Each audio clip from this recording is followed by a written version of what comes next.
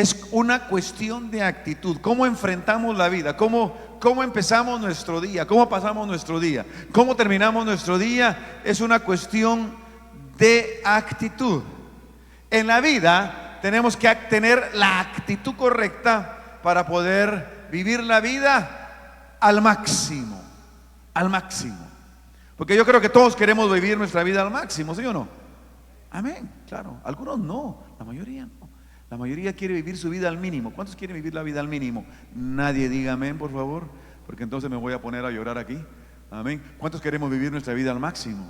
Amén, amén. Es cuestión de actitud. Tú y yo decidimos. Tú y yo decidimos qué actitud queremos tomar en la vida. Y para ello quiero que vengas conmigo a la carta de Pablo, del apóstol Pablo, a los Efesios, en el capítulo 4, versos 17 en adelante.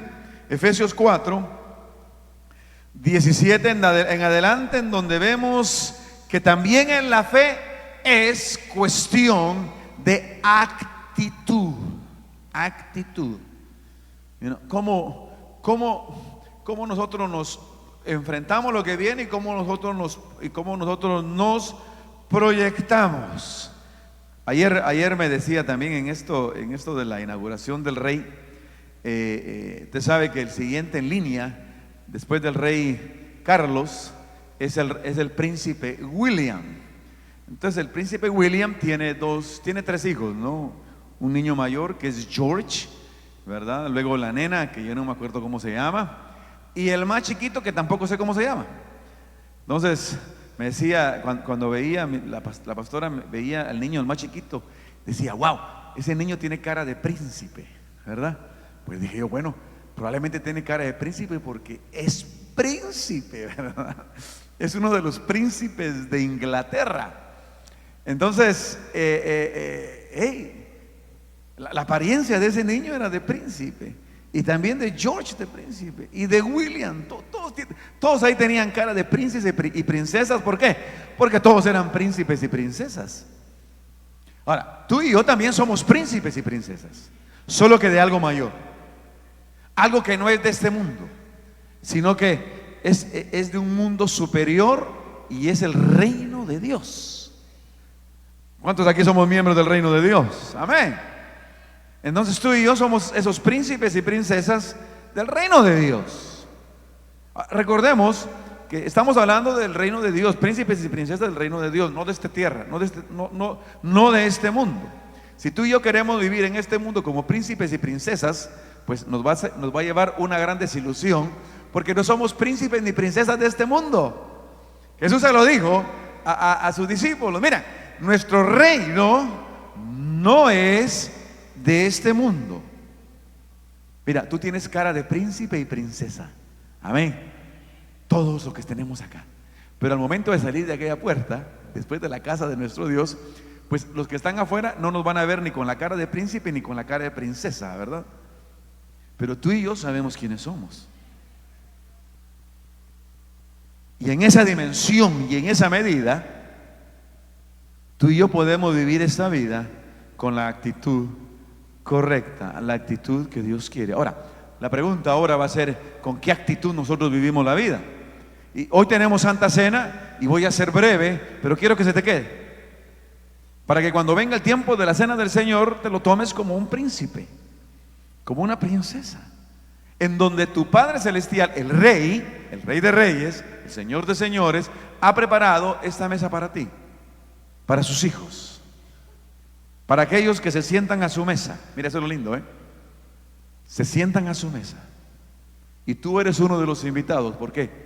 Porque eres hijo e hija de Dios. Eso es lindo, eso es grande. Eso tiene que poner en ti precisamente la fuerza que necesitas para tener la actitud que todo hijo de Dios debe de tener en esta tierra. Ahora, en base a lo que Pablo le está diciendo a los Efesios, mira lo que pasa acá en Efesios capítulo 4, verso 17. Mira lo que dice: esto pues digo y requiero en el Señor, mira, que ya no andéis, dice, como los otros gentiles. Ahora, ¿por qué dice otros gentiles? Porque ya en este momento la iglesia cristiana ya no era únicamente de judíos, y especialmente en las iglesias que Pablo establece, la mayoría eran gentiles, es decir, no eran judíos. Ahora, le dice Pablo a los efesios que ya no anden como los otros gentiles. ¿Cómo andan los otros gentiles? ¿Cómo anda la gente que no es cristiana? En la vanidad de su mente. En la vanidad de su mente. Ahora, ¿qué es vanidad? Recuerden ustedes, el predicador Salomón dijo: vanidad de vanidades, dice que todo es vanidad. ¿Qué es vanidad? La vanidad es aquello, y surge de la palabra vano, aquello que no es real. Mira, y tú y yo en estos tiempos estamos muy conscientes de todo aquello que no es real. Es más, hasta tenemos un concepto así, ¿verdad? Decimos que es virtual. Lo que esta pantalla, mira aquí, mira esta pantalla, qué linda, ¿eh? ¿Ven esas montañas? Qué lindas. Esas montañas son reales si estuviéramos ahí, pero de la manera en que las estamos viendo, son virtuales, es decir, no son de verdad. Entonces, cuando Pablo está diciendo la manera en que la gente en el mundo vive, dice en la vanidad de su mente, es decir, en la mentira de su mente. En la mentira de su mente. Los que no están en Cristo viven engañados de la vida. ¿Por qué? Porque viven metidos en su vanidad. Eso es lo que está tratando Pablo de decir eso. Mira, y en el tiempo que Pablo lo estaba diciendo, no existían los teléfonos celulares. Y ahora todos tenemos teléfonos celulares. Me llamaba la atención viendo un reporte acerca del hambre en África. Dice que en África la gente no tiene que comer, pero tiene celulares. Qué cosa más tremenda. No tienen para comer, pero tienen un celular en su mano. Impresionante. Prefieren dejar de comer comida real para comer comida no real, es decir, virtual. Entonces, hoy más que nunca, las palabras de Pablo se hacen real cuando no estamos viviendo como Cristo quiere que vivamos. Por eso sigue diciendo aquí en el versículo 18, dice, teniendo el entendimiento, dice, entenebrecido. Aquellos que no conocen a Cristo tienen el entendimiento entenebrecido, es decir, no está claro, está turbio. Como aquella agua que no es cristalina, sino como aquella agua que es turbia. Es decir, no se ve con claridad.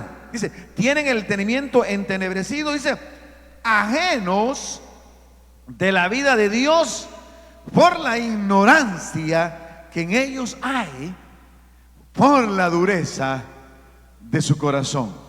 Y nuestra hermana Mimi leyó en el Salmo 95 la consecuencia del pueblo de Israel por tener un corazón duro. No fueron capaces de ver a Dios. Y el mundo, aquel que no camina con Cristo, no tiene la capacidad de ver a Dios, por más que quiera, no la tiene. El mundo vive sin conocimiento de Dios. ¿Sabe quién es Dios? ¿Sabe quién es Dios? Pero no conoce a Dios. Mire, yo sé quién es el rey Carlos III, yo lo sé. Es más, hasta vi una película de él. Lo siento casi mi hermano, pero ¿saben qué? Yo sé quién es él, pero no lo conozco a él. Así pasa mucha gente que sabe de Dios, pero no conoce a Dios. Conocer a Dios, conocer a alguien, es tener una relación personal con él. Y el mundo sabe de Dios, pero no conoce a Dios. Por eso, dice la palabra, su entendimiento está ¿qué? Entenebrecido por la dureza de su corazón. Entonces sigue diciendo aquí la palabra. Esa realidad de mente entenebrecida, de dureza de corazón, mira lo que dice aquí en el versículo 19, los cuales después que perdieron toda sensibilidad, se entregaron a la lascivia para cometer con avidez toda clase de impureza. El no conocimiento de Dios nos lleva a cualquier ser humano a pecar.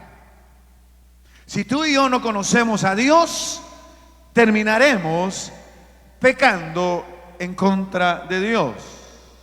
Y recordemos que en el caso de los Efesios, Efesios era precisamente donde la capital o el centro de adoración de la famosa diosa Diana, que tenía que ver con la sensualidad del ser humano, especialmente de la mujer. Entonces, adoraban a la diosa Diana y al adorarla hacían toda clase de impurezas. En esos templos paganos habían sacerdotisas, habían profetisas, en los cuales los que venían a adorar tenían relaciones sexuales con mujeres que eran las sacerdotisas, eran prostitutas del templo, tenían relaciones sexuales con ellas. Eso era la forma en que los paganos adoraban. Entonces, eso es lo que existía en la mente de los efesios, que no eran cristianos. Y a ellos les dice Pablo, porque miren, ellos eso es lo que tienen en su mente. Pero le dice Pablo ahora a los cristianos de Éfeso, ahora ustedes ya no traten de pensar como ellos. ¿Por qué? Porque si piensan como ellos, terminarán como ellos. Mira lo que dice aquí la palabra en Génesis capítulo 6, verso 4. Génesis capítulo 6, verso 4. Dice: había gigantes en la tierra en aquellos días. Y también después que se llegaron los hijos de Dios a las hijas de los hombres y les engendraron hijos, estos fueron los valientes que desde la antigüedad fueron varones de renombres. Bueno, hay muchas posiciones en cuanto a este pasaje. Personalmente, yo comparto la más aceptada por los estudiosos, la cual tiene que ver con los hijos de Set.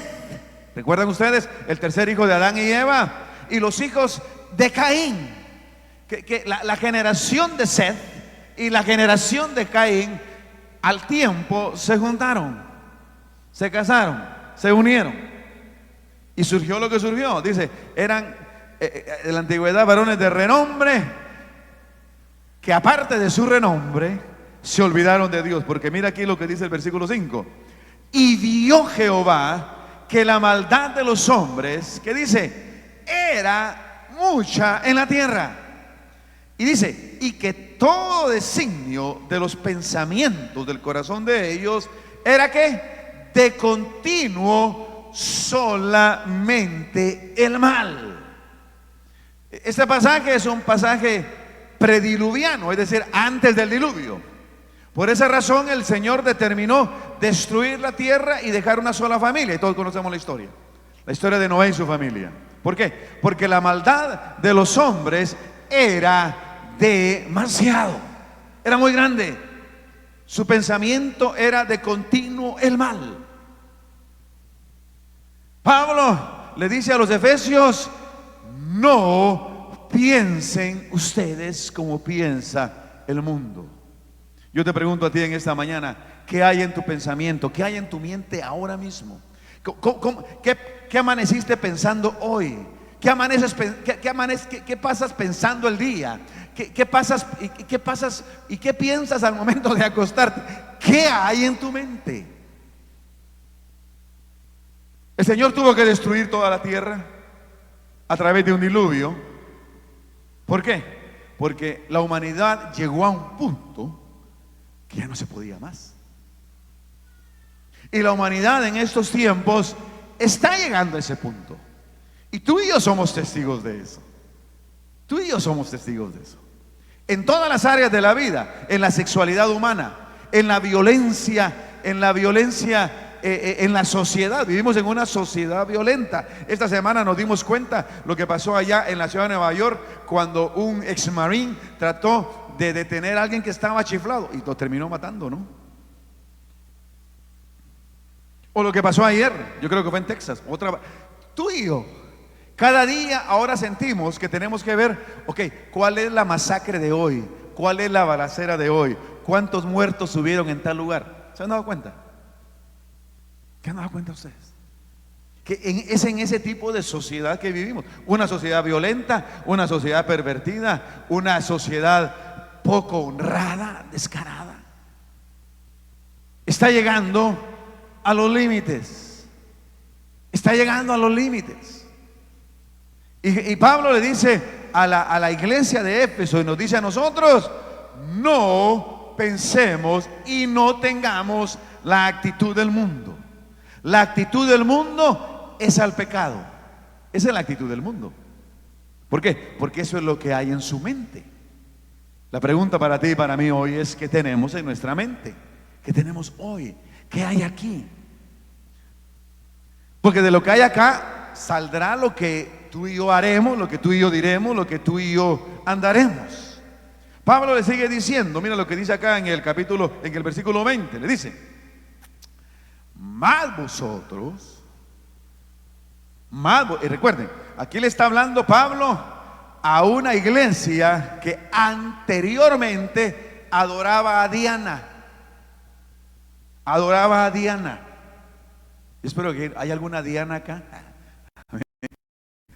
Adoraba a Diana. Eran hombres que se iban al templo a hacer lo que tenían que hacer en su dinámica de adoración. Eran hombres y mujeres que vivían sus vidas de manera disoluta, es decir, terrible. Lo que hay en este tiempo no es nada con lo que había en el tiempo de Pablo. Una degeneración terrible. Pero anyway, les dice Pablo a ellos, a los que antes vivían así: mas vosotros, dice, no habéis aprendido así. ¿De quién? De Cristo. De Cristo. Mi amado hermano y mi hermana, Cristo marca la diferencia en la vida de cualquier ser humano. La vida se cuenta antes, no solamente la historia, sino que nuestras vidas tienen que verse antes y después de Cristo.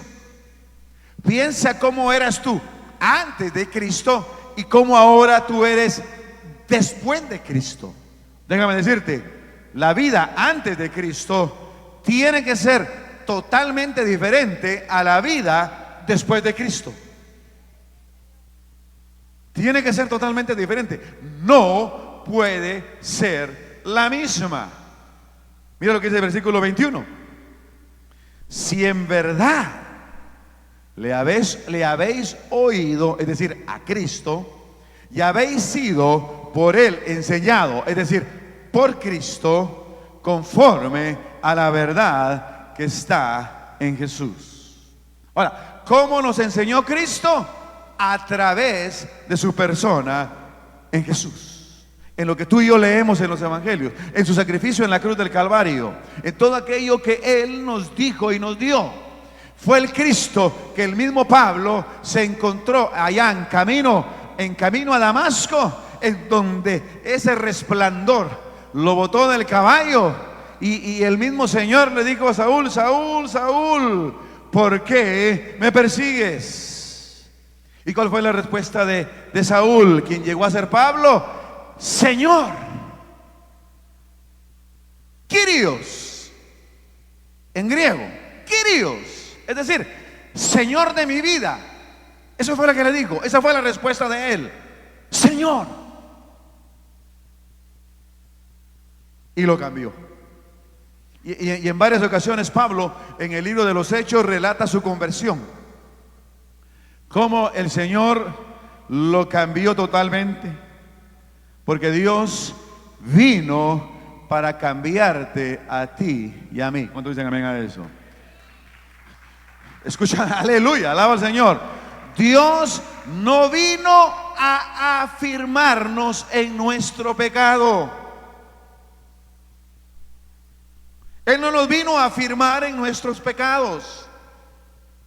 Él no nos vino a entender en nuestros pecados.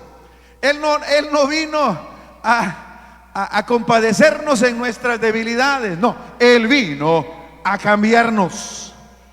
Él vino a hacernos una nueva criatura. Mire de lo que dice aquí en Romanos capítulo 1, versos 16 y 17. Dice, porque, y ese era el nuevo Pablo, ¿no? Porque no me avergüenzo del evangelio, porque es poder de Dios para salvación a todo aquel que cree, al judío primeramente y también al griego.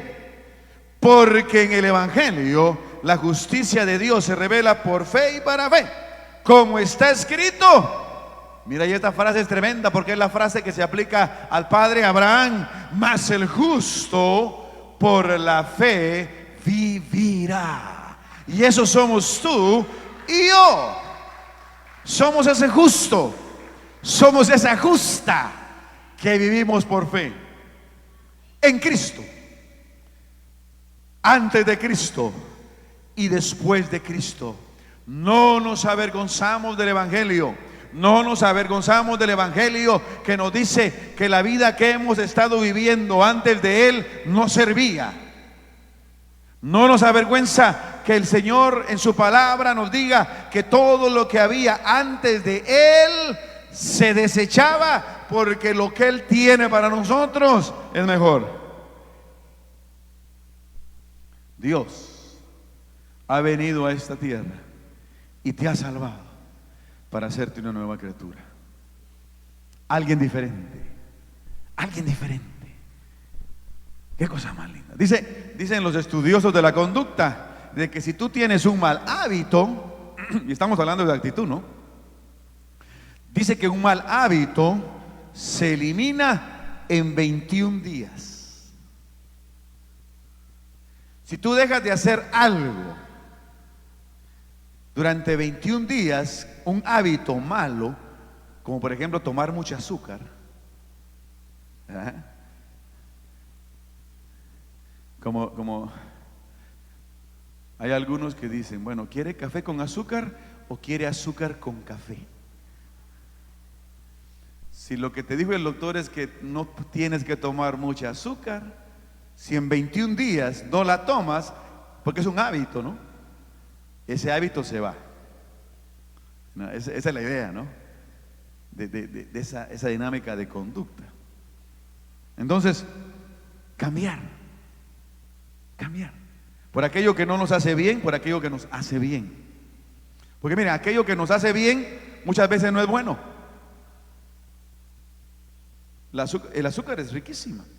El azúcar es riquísima. Yo soy fan, mire, yo no sé si usted ha visto ese programa de Plaza Sésamo, Sesame Street. Hay un monstruito, hay un muñequito ahí que como sacaron muñequitos los de Misiones, amén, una marioneta sacaron allí. Hay uno que se llama Cookie Monster.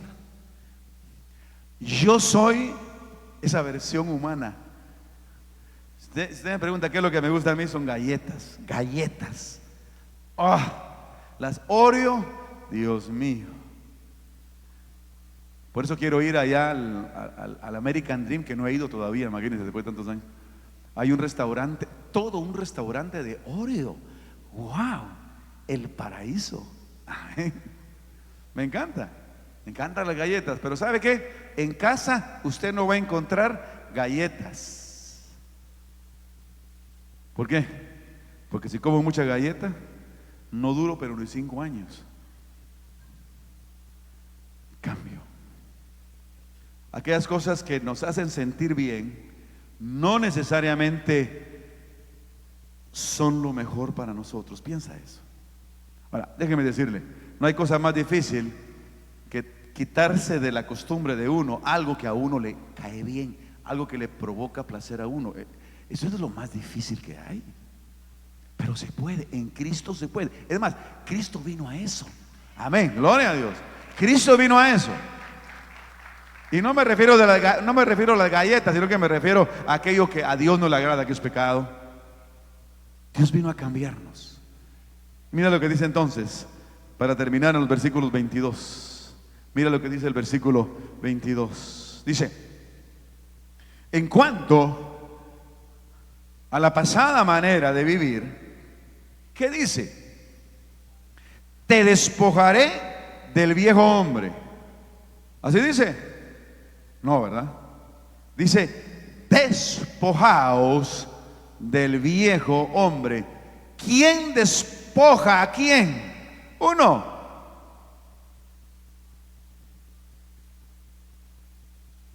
Y es que algunas veces ese es el problema. Obviamente, el único que salva es Cristo, pero el que tiene que cambiar es uno.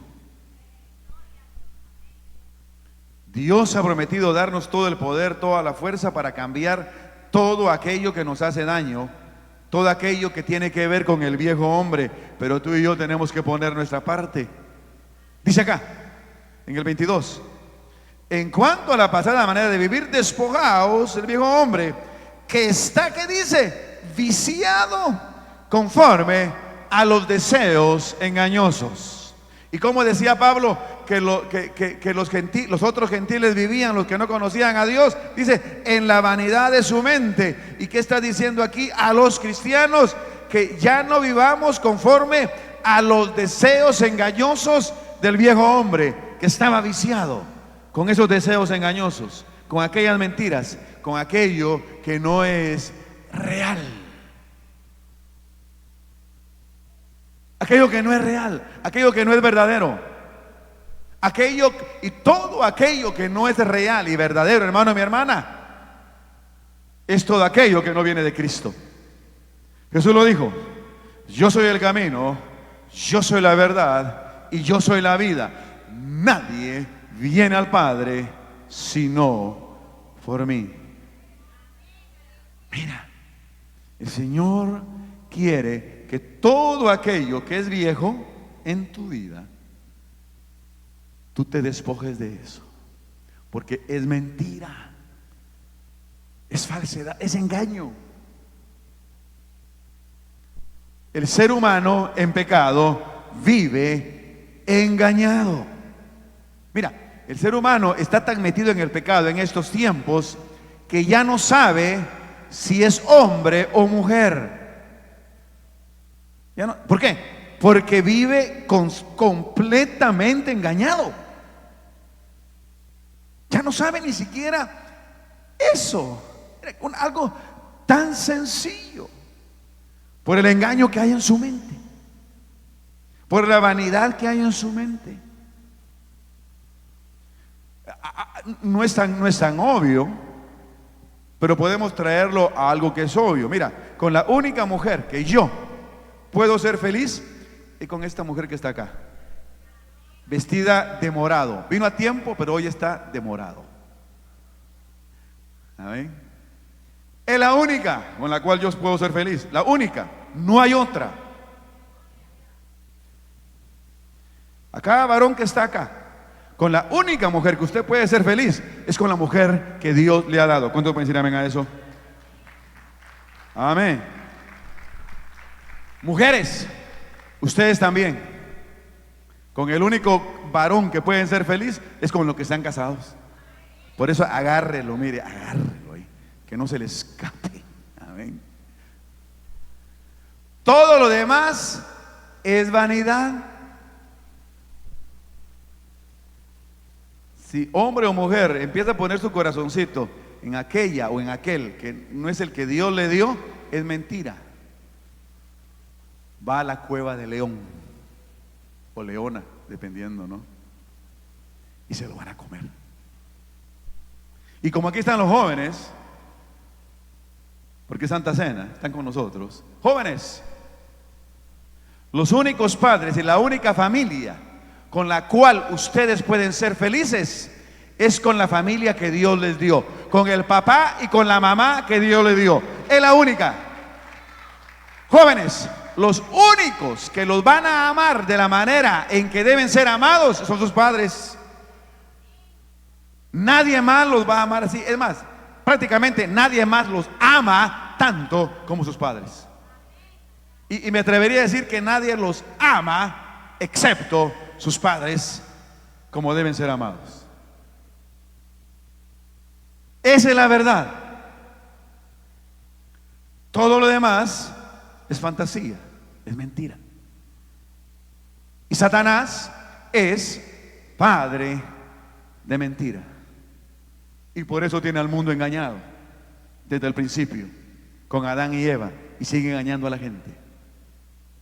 Y en muchos casos sigue engañando al pueblo de Dios. Y tú eres pueblo de Dios. No te dejes engañar.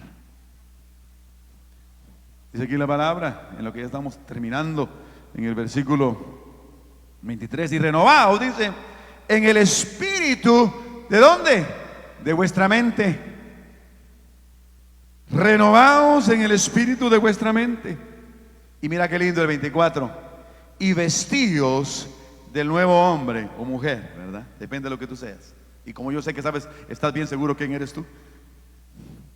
Y del nuevo hombre creado según Dios. Es el nuevo nacimiento, porque en Cristo hemos nacido de nuevo. ¿Cuántos han nacido de nuevo acá?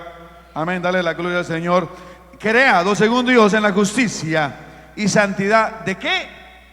De la verdad. Cristo es la verdad. Pilato, alaba al Señor. Pilato no lo pudo ver cuando le preguntó a Jesús allá en el pretorio romano: ¿qué es la verdad? Y la tenía enfrente y no la pudo ver. Tú y yo sí la podemos ver. Por eso Dios quiere que tú y yo veamos conforme a esa verdad. Y mira como lo que dice acá 2 Corintios 5, 16 y 17: de manera que nosotros de aquí en adelante a nadie conocemos según la carne. Y aún si a Cristo conocemos según la carne, es decir, antes, ya no lo conocemos así. ¿Recuerdan? La diferencia entre saber de Dios, saber de Cristo y conocer a Cristo. Bueno, el 17: de modo, mira qué lindo, hazlo para ti, que si alguno está en Cristo, ¿qué dice? Nueva criatura es. Las cosas viejas que pasaron, he aquí, todas son hechas nuevas. Aleluya. Alaba al Señor, alábale a Él.